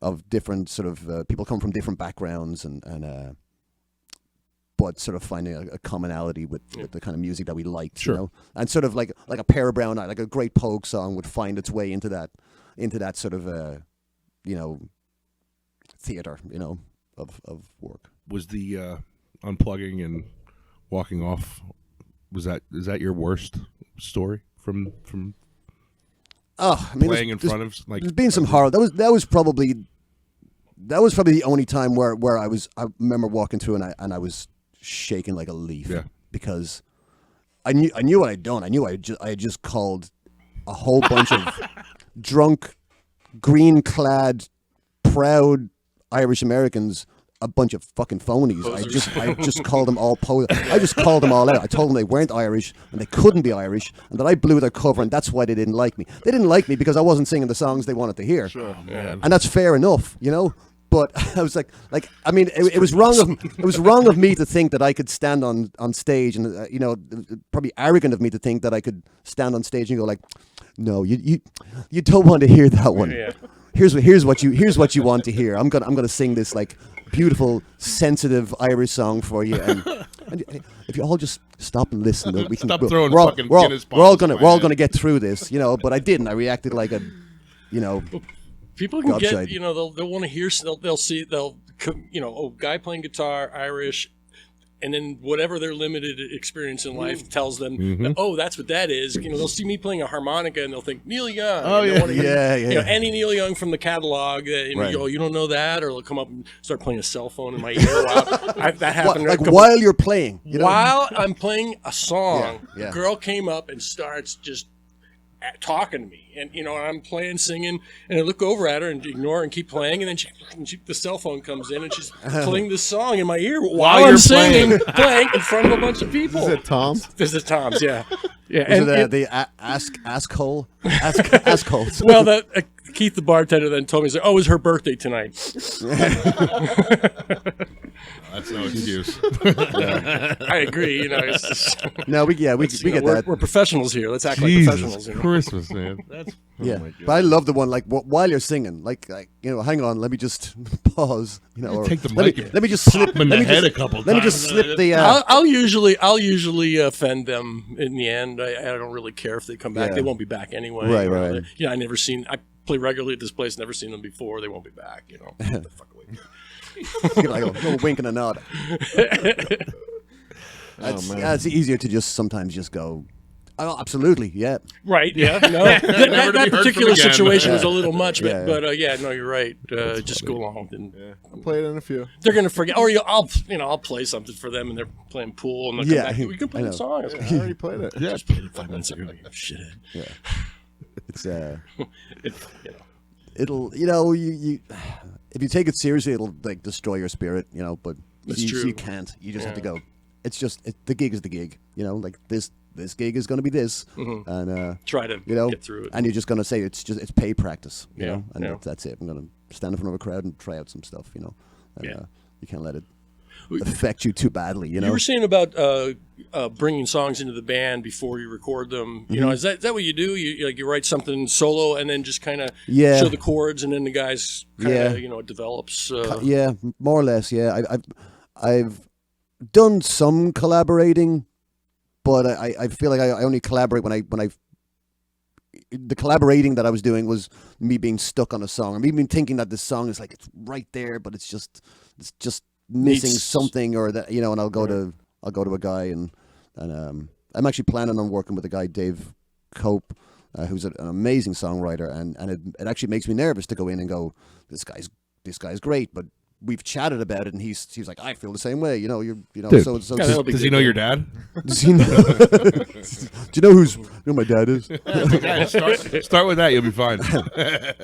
So when you write a song, do you write? Will it be the music first? Will you have a melody first, or will you write the lyrics first, or? It tends to happen kind of organically, usually I'll be sitting around playing with some melody ideas, and if I'm feeling something that I like, I'll start singing random words, and then sometimes like a line pops into my head, and I go, "That's a good line," and then How you often then does like that you know, happen? But and first of all, Well, 25 times in a 2-year stretch, this right? might- well, more than that. Like you throw away so Chris, much more you're than the you. same. You're the same. You have to be the same way. If you're writing pretty music, pretty similar or things. that's what. So there's a left side, a lot and a more right successful. side of Yeah. it. Because him and I couldn't. Like, I can't go up and smoke a joint and music doesn't just flow out of my brain. I can't not smoke a joint. Music still won't flow out of my. So no you're matter saying what. this like I can sell a garage door. Well, that's okay. Well, trust me, anybody can learn to sell a garage door. But like, you don't learn to just have. You don't learn to write music. You Well, can you- learn a lot of I skills. mean, don't get me Yeah. wrong. I'm sure You have to want to do it and yeah. feel some kind of need to express yourself, and that goes across art in Yeah. general. But, like, Either I'm just you're a not creative artistic. artist. Well, there you go. That's what I'm studying, saying. And I'm not arguing that. I'm But no, saying, not everybody is, and I think this is well established. Right. You know, like you need- studying English literature definitely changed, how I write. Like it made me sure. a better writer. Like Yeah. you learn. You learn a lot of like I listened to the songs that I wrote for my old band like before I decided to go back to college, or the songs I was writing in my early times here, and I listened to them and they sound lazy to me, I'm sure your vocabulary's grown, your phrasing. Yeah, has grown, yeah. You maturity. get better at you it. get better. You just keep doing it. Well, Like it's with anything. If you're yeah, paying exactly. attention and you want to go forward, and you work at it. But like it's like that The Simpsons where there's just like a goat playing around on a farm, like, playing like an accordion. In my Yeah. brain, and it's just a cloud and the guy twiddling his thumbs. Yeah, That's but- what's happening inside Yeah, of my but here, head. but here you are, very much a part of it This because is you're so you're forced. talking. You're promoting this. What's going on. You're Yeah, if giving. you look You're at creating episode- a platform. Episode 1 of this. I mean, it's Do you think this happens with all Right. everybody who's being creative? In that way, it's different people. We've organically gotten As Billy Joe 3 Shaver rooms says, away from where we started. as Billy Joe Shaver says, we're all different. It's supposed to be that way. True story. Truth. Yeah, I went back and listened to the first episode of our podcast the other day, and it's crazy. Just Wait, blows the my one where mind Devin how- was Everyone was saying- talking at the same time, and it was hard to Oh, listen that to. was- Yes, that was like I the remember first those days. 7 or 18 I was in early, I know that, and it was Casey just it looked was like at a me wall of speech going on. You got to It was tell just them to kinda stop deep talking. inside. Yeah, it's crazy how much it's grown. It's good. Really come into herself, pal. Yeah. You boys. Not to toot my own horn or anything. Dude. What can you tell us about the new album, John? Where can people find it? I mean, it's on all the platforms. Spotify. Spotify. I wanted to ask you Pandora. that.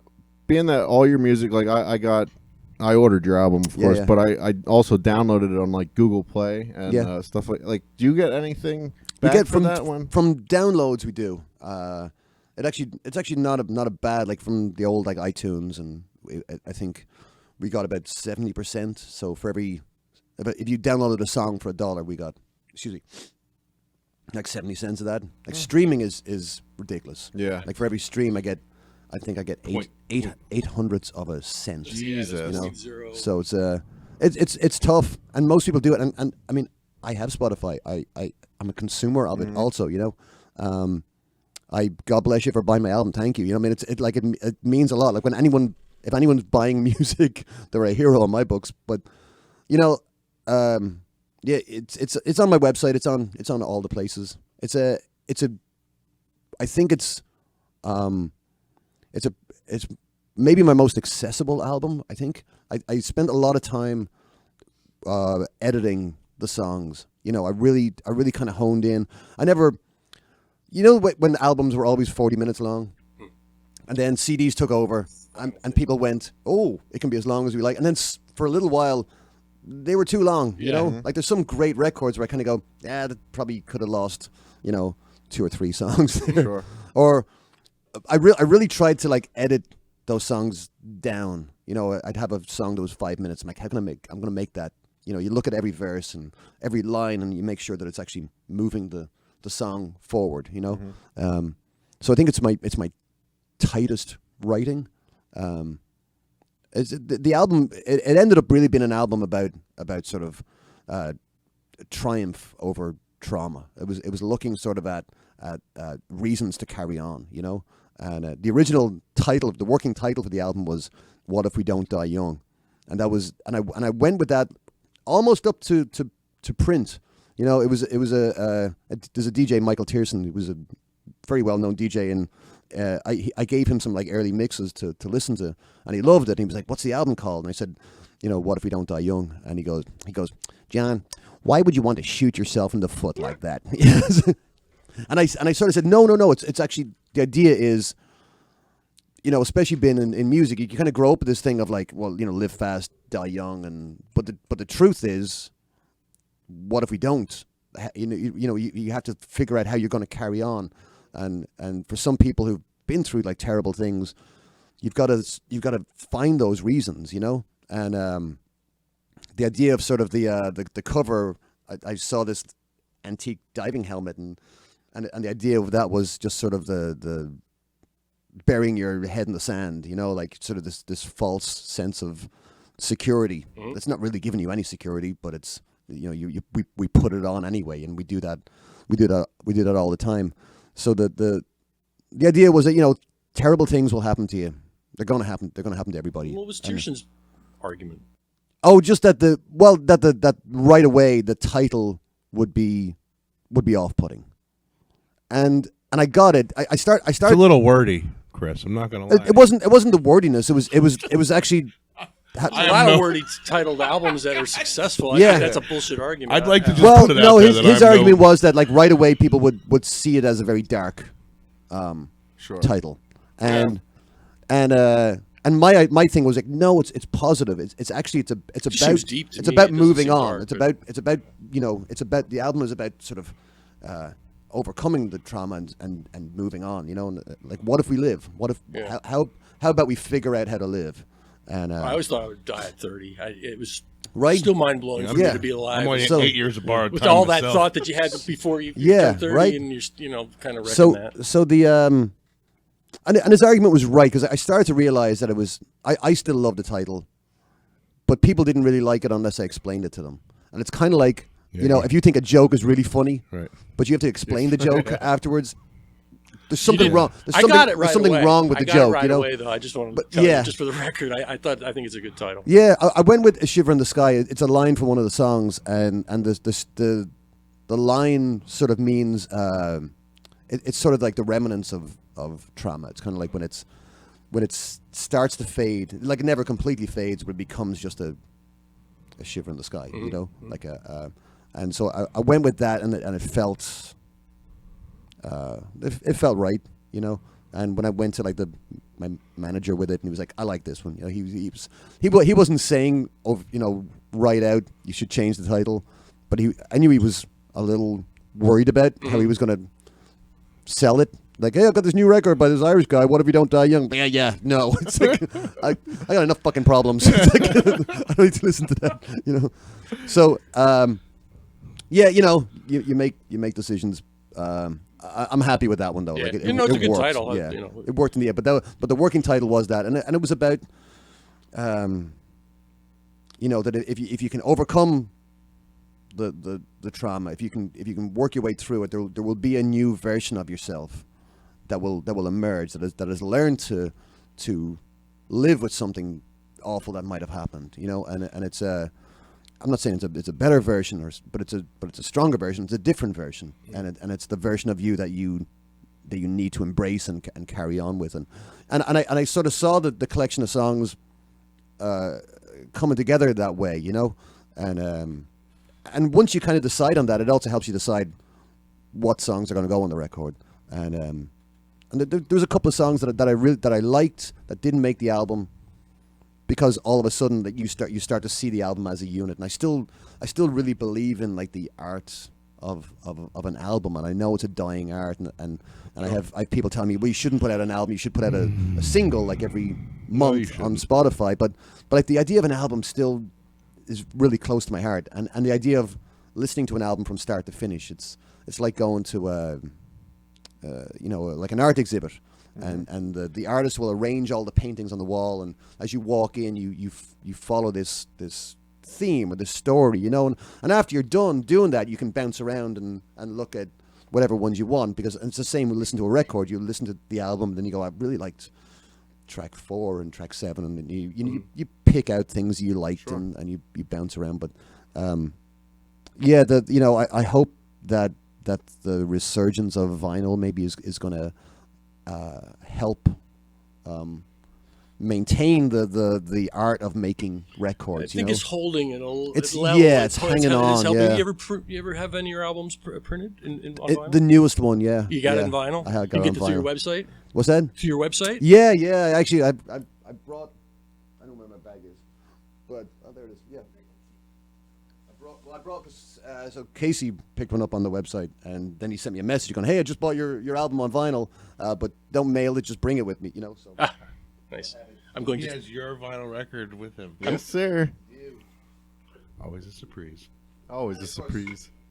Hang on, that's the nice title there. It's a great album, man. It's a great album.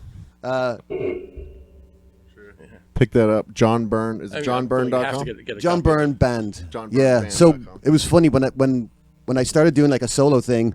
I discovered that there's another John Byrne who's a comic artist. That's what you were saying John Byrne's coming. It was like the comic. Yeah. He had me too. So they had and there's like 1,000 websites like devoted to this guy, you know. So I wish I'd come up with something a little more creative than John Byrne Band, but I was up against it. So, and again, I saw it as like a one-off. I thought my old band was probably going to get back together and finish the thing that we had started in Nashville, but it never happened. This became the thing, and so is the only John Byrne Band album? The only one on vinyl. There's several. Yeah. There's, right. This is it's the fourth full album. There's another EP as well, and then there's the one I made with my dad. So that's which is under a different title, but very cool. I'll have to get one of those too. It's cool, man. Yeah, I vinyl. don't know the last time I held a sealed vinyl. It was. I tell you, I get them all the time. When they finally sent the albums out, I got them made up in Canada, and when they arrived, finally, it was pretty cool. Yeah. I can't deny it. It was when I picked it up and then I opened it, and you pull the thing out. It's got all the liner notes, and And I was never one for putting like the lyrics of songs on an album. But what I do instead is, for every song, I put like a little story behind where the song came from. Mm-hmm. So you have that, which is something I do at live shows, especially, you know, like listening room shows. You talk about the song, that this was inspired by whatever, you know, and it became a big part of the show. Like, early on, like I would, you know, come up with a story for each song, and I would work on them. I would rehearse them too. You know, I felt like the bits between the songs were important, and whenever I'd see an act who, like, between songs, just kind of like tune up here and say nothing. You never understand when they're all muffled and they're just kind of like you got to make that part of the show. For me, anyway, it's a you know, important part of the presentation. So I felt like if you had the album on CD or vinyl, you were missing out on that. So that was what I wanted to put in instead. You know, that's good to see. I'm a big proponent of vinyl, and just the holding the you know, it's just another dimension you kind of sacrifice. Even and it's weird. It's you know, because I got the 180 gram. It was only slightly more to get the 180 gram. Yeah. And everyone I spoke to. What does that mean? It's thicker, just heavier. It's that more durable. Weight of the actual record itself. 180 is a selling people point like too, it. actually, like sound quality wise, it doesn't do anything at all. Yeah. I think people think it does, but it doesn't. But it feels more sturdy. And I've got a lot of old records, and then when I pull out the old, you know, the jazz ones, the old blues ones. Oh yeah, you can get the late 70s. Well, all the I mean, most of the vinyl that I had, you know, was when I was a kid, from sort of like late 80s. It was like that turnover from, because I never liked tapes. Like tapes became sort of a thing for a little bit, and then once you hit the 90s, it was CDs. Discs, but it was but those, you know, those records, I've got some, you know, Tom Petty and some 80s stuff, and they feel, you know, flimsy, but they've lasted. They've all, like I still have all those records. You know? Yeah. And my wife Dorothy got me a record player about 4 or 5 years ago, and then I started just diving in and buying. Well, yeah, Wednesday mornings, I head to there's a flea market, seasonal flea market 2 miles from my house. Oh, really? And I'll get there at 7:30 in the morning. I've got signed Bill Monroe albums there for like 50 cents. Stuff like that. It's harder now because people are able to look up online. You know, like it's. Yeah. I look jealous when he said that. You're like, why the hell did you that sounds me? great. I'm free Wednesday mornings. Hey, only an hour. Yeah, it is a whole, I don't know, with flea markets, especially like more rural flea markets, I'll find a lot of country. I got all the Buck Owens records. Oh, wow. You know, collected all of those, all the George, like country, good country stuff. You know, just have to keep at it. And my collection for just 75 cents too. I don't spend more $1.50 for an album, you know, used stuff like that, you know. But it's there. You know? I've got my limit's sort of like the $6, and that's you know, that's like in. Or if you're buying a new one, like I like buying new stuff. You know, and you have to charge. I mean, we charge like $23 for the new, but it costs. You know, and I got 300, which is like the minimum. There shouldn't be another but, because when you look at Pink Floyd albums or anything else, it's that it's cheaper. It's cheaper. It's expensive to get them made. A consumer isn't buying a record to buy a cheap way to they listen want to a good. music. They want a quality experience. Absolutely. You know, it's something visceral. Like you have that, you're probably not going to open that and listen to it right away. Right? You're going to like probably let the plastic touch your skin, and look at it shine. I don't want to know what he's going to be doing. Right? No, you don't. No, you don't. I like how Gillian Welch and her partner David Rawlings, and if you're familiar with the songwriter, but they actually bought their own press, and they started one at a time, just putting her back catalog out on vinyl, and that's really nice quality with, you know, really ornate done covers and stuff. You know, 2019 is the first year, I think, since I forget when, that vinyl oversold CDs, right? It oversold CDs. I think it oversell downloads too. Oh, really? I'm not sure. I know it oversold like for whole albums. Yeah, that might be so. Wow. Yeah. I can't imagine there's a whole lot of people buying like a whole entire album online. You're wrong. You're wrong. I sell used stuff on Discogs, and I know what people like buy albums. Downloading whole album, digital downloading, not physical. Because you can get copies. like the song that you want now. You don't have to buy the whole thing. So like, it happens. I don't sell a ton. I get like notified every time we sell one. Like Spotify. But you know, you're selling to someone who really means it. You know, it's like that's my big you know, they want like, to have it. You know? I'm not what you would call an audiophile by any means. I listen to music that I like. Yeah. Generally, while I'm working with a nice pair of headphones that he probably bought for this studio.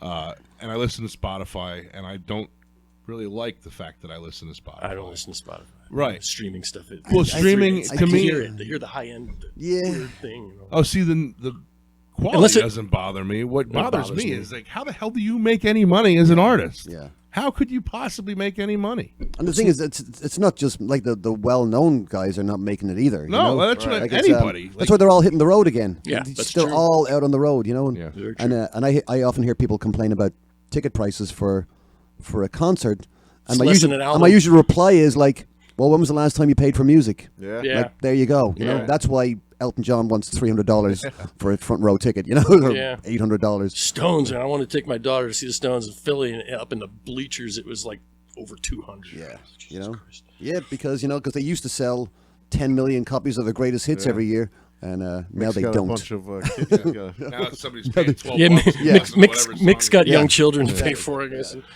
It's crazy. Anybody have anything else? No, man. Chris? Nice show today. Wow, it's nice talking. Guys, it was a pleasure. Yeah, thanks so much for having me. Oh, Yeah. absolutely, man. Appreciate you Anytime. coming, man. If you're in the area again, let us know. We'll, Yeah, we'll I make haven't been time up in for Reading you. in a while. I've been to a couple of shows at the ballpark. Okay, Yeah. yeah, right, Um, Phillies. Yeah, and Do you get into Lancaster at all? yeah, we play Tellus? at Tellus. Yeah. Yeah. Actually, I'm setting. Funny enough, I was just emailing with the booker from there, setting something up. I'm trying to see if I can do it around a couple of other things, but it's not that far for us. You know, it's Sure. Are you an hour and familiar a with half. Godfrey Daniels in Bethlehem? Yeah, you yeah, play, yeah. Have you play there? I haven't. I have. If you're listening, Godfrey Daniels, I've emailed you a bunch of times. Okay. Because we played Music Fest a bunch of times. Yeah. You know, we've been able to go back, and we played a couple of really good stages. You know, in Music Fest, they've given us amazing slots, and we haven't been able to like get into Godfrey Daniels, and we've done the Irish one up there a couple of times too. You sent stuff in there, or how have you? I believe I just had a name and an email, and I have like sort of a stock email that has a couple of links on it and that kind of thing. You know. Yeah. Okay. Maybe I just need to bang on the door and Just needed to because a come couple on of friends have Chickenduck. played there, and I just played there Chris on New Year's plays there. Eve. did you really? Yeah, with the founder, with Dave Fry. You should you should give me Oh yeah, something. that's sure, absolutely. Yeah, we'll Because you chat. would be. I did we sound do. for Conla last year up there. Okay. They have a nice Irish audience. You know. Oh that- yeah, that- I mean it is. Well, it's the Music yeah. Fest. You know, I'm sure. Well, you saw Music that. Fest. I mean, sometimes we've done like the Celtic night there before, but we've also done the leader plots or the big tents or they've been great to us. I mean they've taken us back. I mean we pretty much do it every second year, you know. And I can completely appreciate that. There's a lot of festivals that get lazy and just bring the same bands back, but they don't. I think Music Yeah, Fest- no, they music. It's amazing what they pull off for like that week and a half, you know. Right, Like, with it all really the is, stages and yeah. all the organization is stellar, actually. Yeah, and it's so well run. You get there, your stage time, your sound, they've got your stage, but there's no mucking around. It's just you're up and you're in front of an audience like right away, and it's great. And you're up there and you wander around and Yeah, catch see other catch stuff. so much free music, you know. It's, What it's you great. stumble into, you never know really Yeah. any given day. And there's and some all quality from stuff. all over the place. Yeah, Yeah. you know, like we were on stage. We went on after this New Orleans act this year, and it was amazing. And I remember like looking at them going like, and they had the crowd like in uproar. You know, we're like, holy shit, we're going to hit the stage and hit the ground running. You know, but that's a good feeling. You know, like that's what you want. You know.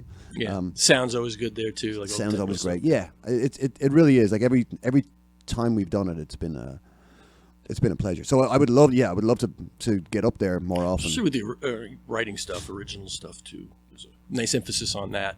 Yeah, yeah. I mean, at the club, what they like listening to. Yeah, yeah. No, I would honestly, I would love it. It has been a place that I've definitely periodically knocked on their doors, but I've never really heard anything back.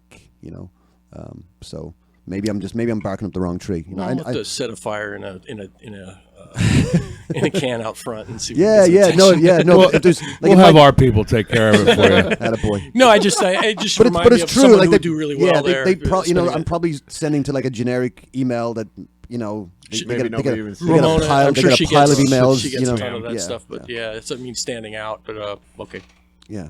Cool. But, Well, I'm glad we could help, gentlemen. we have help. Thank you. People helping people. That's what we do here at Chicken I knew if I Duck. stuck around for a couple of hours, something good would happen. I mean, we're gonna have to do this all over again. It didn't record. I want to see you guys have like your own live series now. Like have a performance. I think I've said this to you maybe the first time I was here. BCTV was asking about us. Well, it's not just that, but I mean, if it's done, the sound's done right, and you do a 15-minute performance and an hour of interview, and edit that into something really.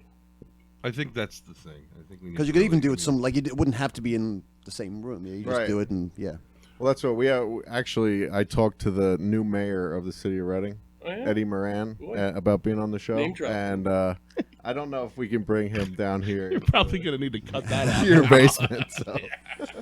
I mean, but like you said, we can take this stuff with us. Yeah. Like we can record anywhere. So theoretically. Yeah, theoretically. So anywhere that Eddie lets us. He's got people too. So, any shows coming up, John, that people can shows coming up? We have we're playing a little joint called The Living Room in Ardmore this Saturday. Actually, tonight. Tonight. It'll be tonight. Yes. What's the date? That might help people out. That'll be the 10th. We're playing. It's called Circle of Friends show, it's in Riverton, New Jersey, which is a big. Started off as a house concert organization that they actually now they do stuff in bigger venues. So it'll be a full band. It's actually in a church in Christchurch, I think, in Riverton. That's on the 18th. We have our big Philly show is March 6th at World Cafe Live. Very cool. And that'll be that's always a big one for us. And we'll be in Ireland for a couple of weeks in end of March, beginning of April, and then back to Ireland again, then end of April. And lots of shows. There's the whole band with you over there. So it'll be the acoustic version, like a 4-piece. I would like to figure it out though that we could bring that would just be a whole other set of logistics. Sure. We'd probably have to hire a sound crew over there and that kind of stuff. As it is, we're able to do it with just us arriving with our instruments and with your own stuff, playing at places that have either sound or else doing like session style, like you would have seen we'll just settle in and play, and it's great, and not pay anything for food or drink for a couple hours. Yeah, that was it's hard to get paid. It's hard to get paid now. It's hard to get paid anywhere, but it's I don't know good that there was a musicians back dollar. home. I don't know that there was a single dollar. There's a tip jar sometimes, Well, but from the owner he'd just walk over to him and put trays of another pints. Guinness, Yeah. another Guinness, another Guinness, another Guinness. That was it. Sounds like fun. That was awesome. It is. It's that's getting into the heart of it. That's the proper stuff. Yeah, it was. If I go back again, I say it all the time. I mean, we went with my whole family, my extended family. Right. But it was really cool. We rented a castle say it again. Turles. Yeah. Thurles. Yeah. That's how you pronounce it. Turles. Yeah. But if we went back again, it'd just be my wife and I in a car and just buzz around. And my goal was to sit next to a person at a bar that I could barely understand and have just a nice conversation with. And that happened in Killarney and Kilkenny and a couple other times it happened.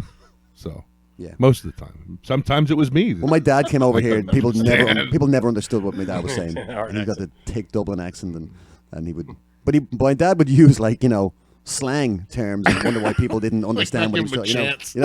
And he would just I know some of those were words, but I don't know how they all relate. I've heard those words spoken out loud before, but not together in the same sentence. Oh, it's funny. Well, thanks again it was a pleasure. coming on the Thanks show. so much for having us. Fantastic. Lovely yeah, good to put you two together. Yeah. And, great to meet you. Everybody get out there and listen to some live music. Yeah, man. Aye, amen. John, what's your webpage again? It's johnbyrneband.com. It's BYRNE if you're the Irish spelling of Byrne. I'll put everything on links and everything too. Little plug for yourself, Mr. Kerr. I'll be on the Chickenduck podcast January 12th. He's our house band for 2020. No, not at the moment. No. Right on. Talk about things next week or 2 weeks. Don't try to figure out don't do the math, man. Not there yet. It's not 4 o'clock. Thanks everybody for joining us. Thank you, gentlemen. It's been emotional. Goodbye.